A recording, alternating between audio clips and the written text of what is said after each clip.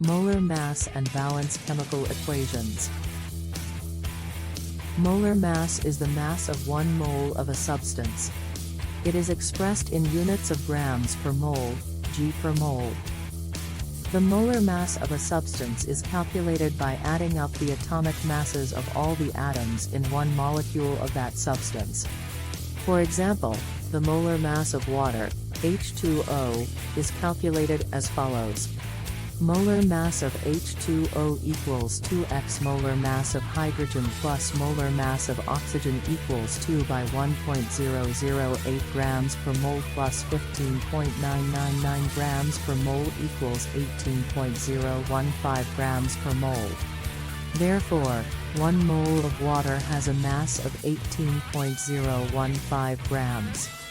Molar mass is an important concept in chemistry as it is used to convert between moles and mass of a substance in chemical reactions. What's the molar mass for polycarbonate? The molar mass of polycarbonate, C16H14O3, can be calculated by adding up the atomic masses of all the atoms in 1 mole of polycarbonate. The atomic masses of carbon, C, hydrogen, H, and oxygen, O, are 12.01 grams per mole, 1.008 grams per mole, and 15.999 grams per mole, respectively. Therefore, the molar mass of polycarbonate is molar mass of polycarbonate equals 16x molar mass of carbon, plus 14x molar mass of hydrogen, plus 3x molar mass of oxygen, equals 16 by 12.01 grams per mole, plus 14 by 1.008 grams per mole, plus 3 by 15.999 grams per mole, equals 726.52 grams per mole. So, the molar mass of polycarbonate is 726.52 grams per mole. The balance of a chemical equation is called a balanced chemical equation. In a balanced chemical equation, the number of atoms of each element on the reactant side of the equation is equal to the number of atoms of each element on the product side of the equation. The balanced chemical equation shows the chemical formulas and relative amounts of all reactants and products involved in the chemical reaction. The process of balancing a chemical equation involves adjusting the coefficients of the reactants and products to achieve the same number of atoms of each element on both sides of the equation. This is important because a balanced chemical equation follows the law of conservation of mass, which states that the mass of the reactants must equal the mass of the products in a chemical reaction. Can you give me an example, please? Sure, here's an example of a balanced chemical equation. 2H2 plus O2 2H2O. This equation represents the reaction between hydrogen gas, H2, and oxygen gas, O2, to form water, H2O. The coefficients 2 in front of H2 and H2O indicate that 2 molecules of hydrogen gas react with 1 molecule of oxygen gas to produce 2 molecules of water. By examining the equation, we can see that the number of atoms of each element is equal on both sides. There are 4 hydrogen atoms and 2 oxygen atoms on both the reactant and product side, so the equation is balanced. The balanced chemical equation shows that the reactants, H2 and O2, are consumed and the products, H2O, are formed in the chemical reaction. Can you have another example? Sure, here's another example of a balanced chemical equation. CH4 plus 2O2 CO2 plus 2H2O. This equation represents the combustion of methane, CH4, in the presence of oxygen gas, O2, to form carbon dioxide, CO2, and water, H2O. The coefficients 1 in front of CH4 and 2 in front of O2 indicate that 1 molecule of methane reacts with 2 molecules of oxygen gas to produce 1 molecule of carbon dioxide and 2 molecules of water. By examining the equation, we can see that the number of atoms of each element is equal on both sides. There is 1 carbon atom, 4 hydrogen atoms, and 4 oxygen atoms on both the reactant and product side, so the equation is balanced. The balanced chemical equation shows that the reactants, CH4 and O2, are consumed and the products, CO2 and H2O, are formed in the chemical reaction. What is the atomic number? The atomic number is the number of protons in the nucleus of an atom. It is denoted by the letter Z. The atomic number determines the chemical properties and identity of an element. For example, the atomic number of hydrogen is 1, which means that the nucleus of a hydrogen atom contains 1 proton. The atomic number of helium is 2, which means that the nucleus of a helium atom contains 2 protons. In a neutral atom, the number of protons, atomic number, is equal to the number of electrons surrounding the nucleus. Therefore, the atomic number also determines the number of electrons in a neutral atom of that element. The periodic table of elements is arranged in order of increasing atomic number. The elements in the same column, group, of the periodic table have similar chemical properties because they have the same number of valence electrons, which are the electrons in the outermost shell of an atom. Can you explain the properties of the periodic table? The periodic table of elements is a tabular arrangement of the chemical elements in order of their atomic number, electron configuration, and chemical properties. The properties of elements on the periodic table can be divided into several categories, including atomic properties.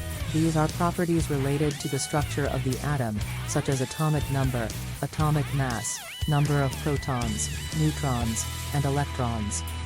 Physical properties. These are properties related to the physical state of the element, such as melting point, boiling point, density, and conductivity. Chemical properties. These are properties related to the chemical behavior of the element, such as reactivity, electronegativity, and valence. Group properties. These are properties that are characteristic of a group, column, of elements on the periodic table. Elements within the same group tend to have similar chemical and physical properties, as well as similar electron configurations and valence electron counts.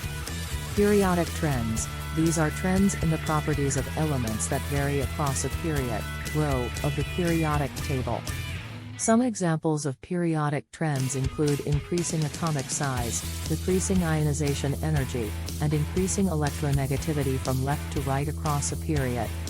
Overall, the periodic table provides a systematic way to organize and understand the properties of the elements. By studying the periodic table, scientists can predict the behavior of elements, create new compounds, and design new materials with desired properties. What are alkaline metals and acids? Alkali metals are a group of chemical elements in the periodic table with 1 valence electron in their outermost shell, which makes them highly reactive.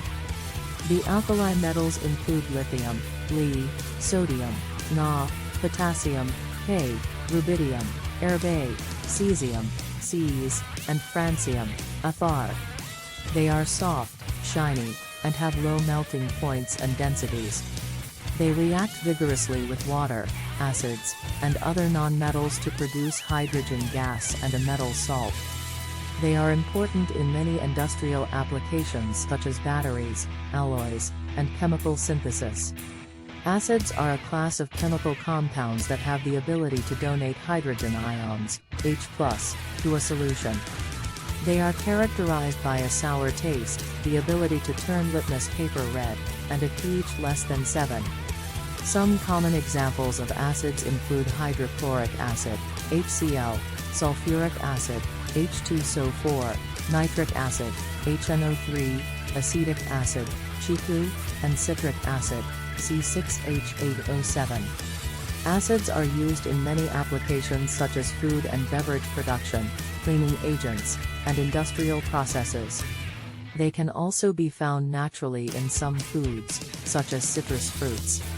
It is important to note that not all alkali metals are acidic, and not all acids are alkaline. Alkaline compounds, also known as bases, are a separate class of compounds that have the ability to accept hydrogen ions and have a pH greater than 7. Examples of alkaline compounds include sodium hydroxide, NaO, ammonia, NH3, and calcium carbonate, CaCO3. Tell me or about the difference between alkaline metals and alkaline compounds. Alkaline metals and alkaline compounds are two different categories of chemical substances, although they are related in that they both have basic properties. Alkaline metals are a group of elements on the periodic table, including lithium, sodium, potassium, rubidium, cesium, and francium. They are highly reactive metals with one valence electron, and they readily lose that electron to form a positively charged ion. Alkaline metals are known for their high reactivity with water and other substances, and they are used in a variety of applications such as batteries, alloys, and chemical synthesis. Alkaline compounds, on the other hand, are a class of substances that have basic properties and a pH greater than 7.